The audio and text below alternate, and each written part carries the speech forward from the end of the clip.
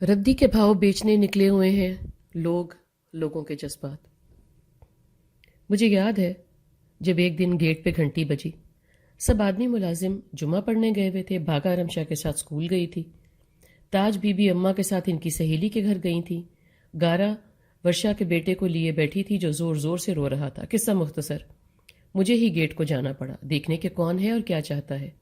میں چلتی ہوئی گیٹ کی طرف جا تو رہی تھی اور غصہ بھی تھا کہ مجھے جانا پڑ رہا ہے اس وقت دھوپ میں۔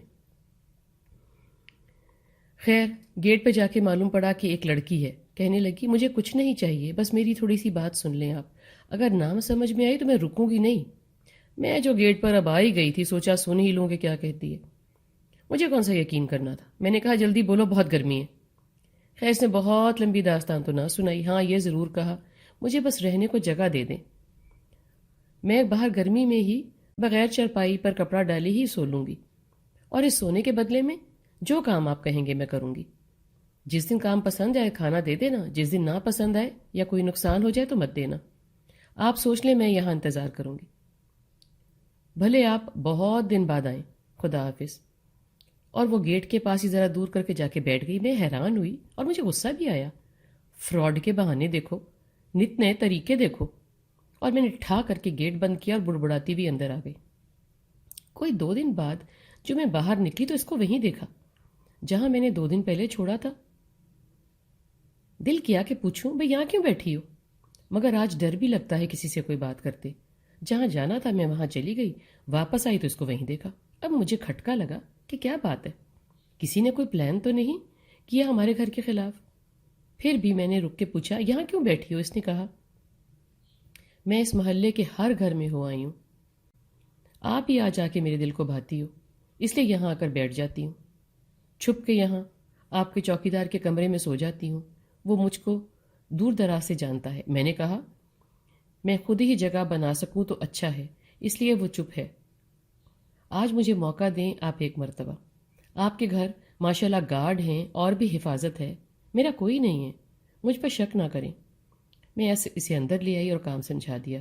ہوشیار عورت تھی، بلکہ لڑکی تھی، جلد ہی سمجھ گئی سب کام اور ہمارا دل بھی جیت لیا۔ ہر کام میں ہاتھ اور سبھی کمال، اور سب کی وہ اور ہم اس سب کے گرویدہ۔ زندگی آسان ہو گئی۔ سال کیسے گزر گئے معلوم ہی نہیں پڑا۔ 10 سال گزر گئے، 11، 12 اور 15۔ وہ بھی اس گھر کا فرد ہو چکی تھی، نہ ہی کبھی کوئی اس کو ملنے آیا، نہ کوئی فون، نہ اس نے کبھی کوئی ذکر ہی کیا کسی کا، کسی بھی قسم کا۔ ہم سب کو سب بہت اچھا لگ رہا تھا، وہ گھر کا فرد تھی، ہم سب بہت خوش تھے، اور وہ بھی۔ آج صبح نہ ہی کوئی چائے ملی اور نہ کوئی کام ہوا، نہ دانی نظر آئی۔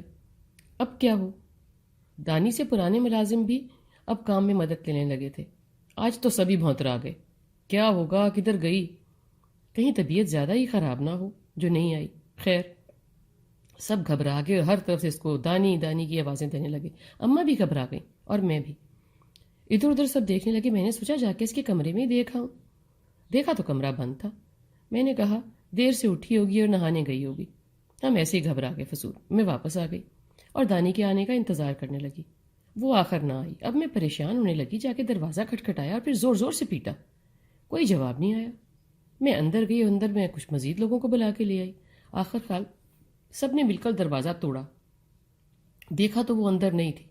اب تو میرے پیروں تلے زمین ہی نکل گئی۔ کیا ہوا، کیا کریں، کدھر جائیں، کس سے پوچھیں، کہاں چلی گئی، کس سے بات کریں، کہاں ڈھونڈیں، کس سے فریاد کریں۔ میرے پاس کوئی جواب نہ تھا، رونا پٹنا پڑ گیا۔ وہ خاندان کا حصہ تھی، کوئی اس کو لے تو نہیں گیا۔ کیا بنا کیا نہیں بنا، میرا اور اماں کا تو رو رو کے برا حال تھا۔ کیسے وہ سڑک پر کھلی ملی تھی اور کیسے ہمارا حصہ بن گئی تھی۔ سبھی کام اب اس کے ذمے ہو گئے تھے اور ہم فارغ ہو گئے تھے۔ وہ چلی گئی تو ہم پھر سے فارغ ہو گئے ہیں، سوچوں میں گم مگر آزادی سے فارغ۔